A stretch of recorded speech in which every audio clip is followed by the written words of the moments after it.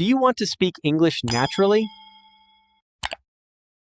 Welcome back to another episode of Mind Over Matter. I'm Sarah, and today we're diving deep into one of the most requested topics from our listeners: how to be confident even when you're absolutely not feeling it inside.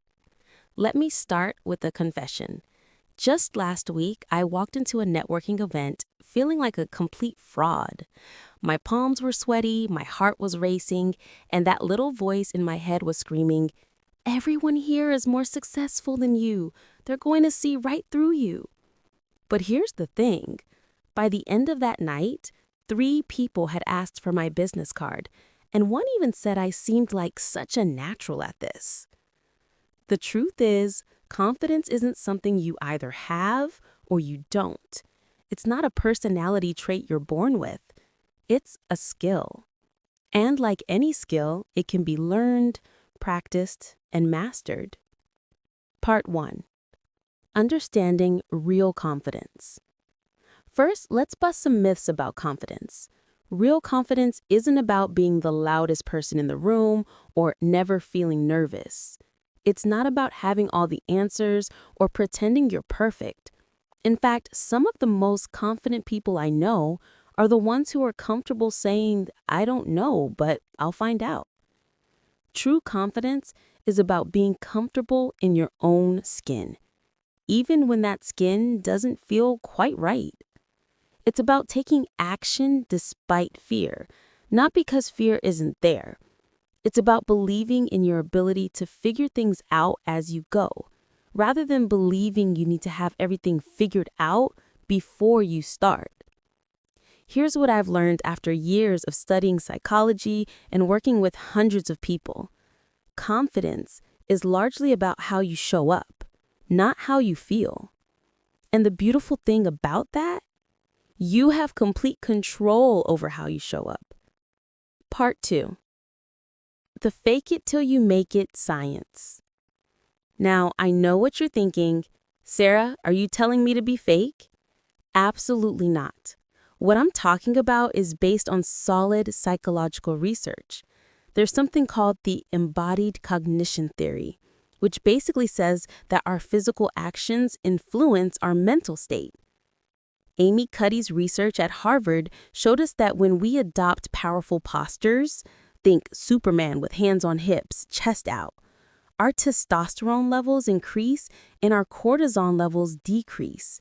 In just 2 minutes, our body chemistry literally changes to make us feel more confident. But it goes deeper than power poses.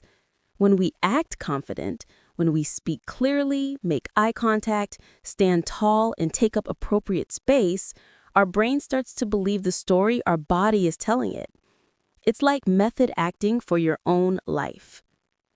I remember working with a client, let's call her Jessica, who was terrified of public speaking. She had to give a presentation to her company's board of directors. We practiced not just her content, but how she would walk into the room, where she would place her hands, how she would make eye contact. She told me later that by the time she finished her opening sentence, she actually started to feel the confidence she was projecting. Part 3. The Confidence Toolkit. So let's get practical. Here are 5 strategies you can use immediately to build confidence even when you're not feeling it. Strategy number 1, the 5-4-3-2-1 grounding technique. When you're feeling overwhelmed or insecure, ground yourself in the present moment. Name 5 things you can see, 4 things you can touch, 3 things you can hear, 2 things you can smell, and 1 thing you can taste. This pulls you out of your anxious thoughts and into your body where confidence lives. Strategy number 2, the competence inventory. Before any challenging situation, write down 3 things you're genuinely good at. They don't have to be related to what you're about to do. Maybe you're great at making people laugh, or you're really organized, or you give excellent advice. Reminding yourself of your competence in any area helps you access that feeling of capability. Strategy number 3, the confidence costume. This isn't about wearing a literal costume, but about dressing in a way that makes you feel powerful. Research shows that what we wear affects how we think and feel. If you feel confident in a particular outfit, wear it. If red makes you feel bold, wear red. Your clothes are armor for your confidence. Strategy number 4, the future self visualization. Close your eyes and imagine yourself 5 years from now having achieved whatever goal is making you nervous today. What would that future successful version of yourself tell you right now?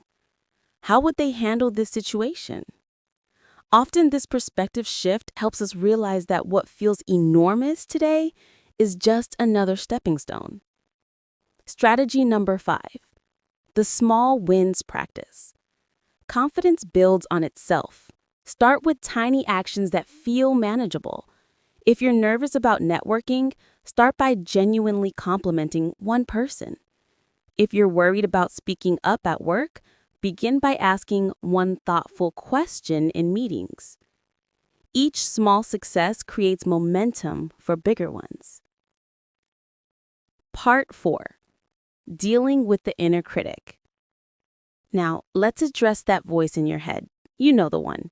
The inner critic that tells you you're not good enough, smart enough, experienced enough. Here's the thing about that voice. It's trying to protect you, but it's using outdated information.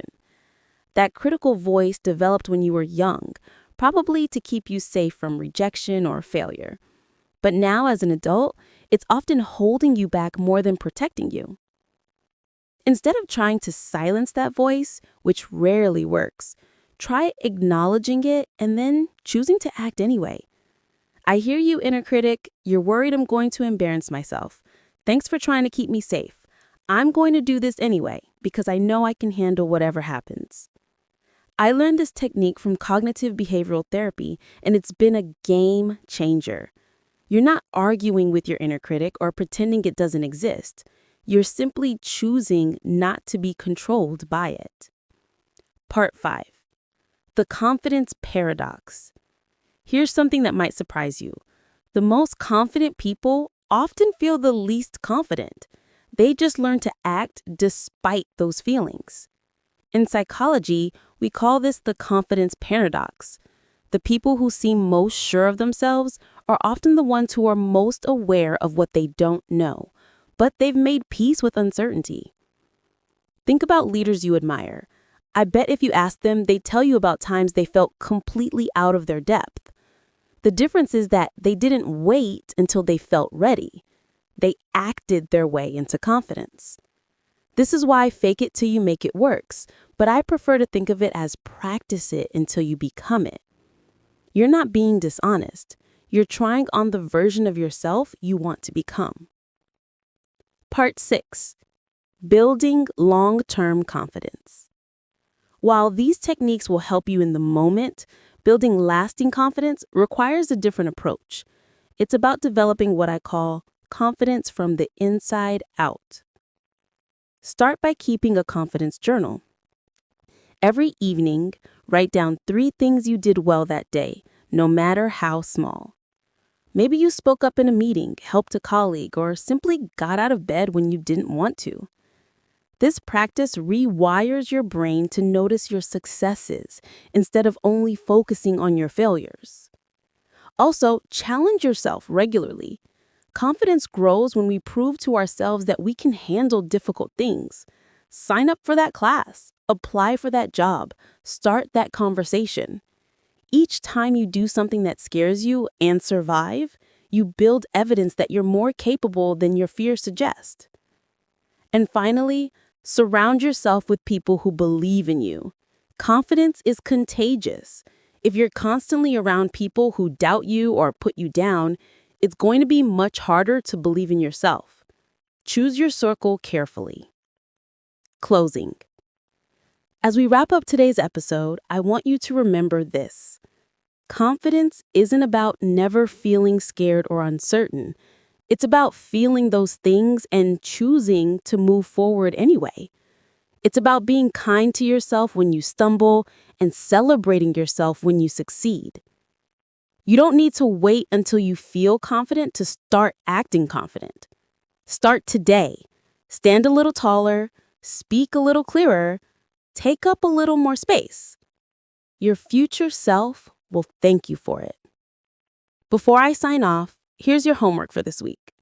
Choose one area where you want to feel more confident. Pick one small action you can take this week to practice confidence in that area. Maybe it's speaking up in a meeting, introducing yourself to someone new, or simply looking in the mirror and saying something kind about yourself.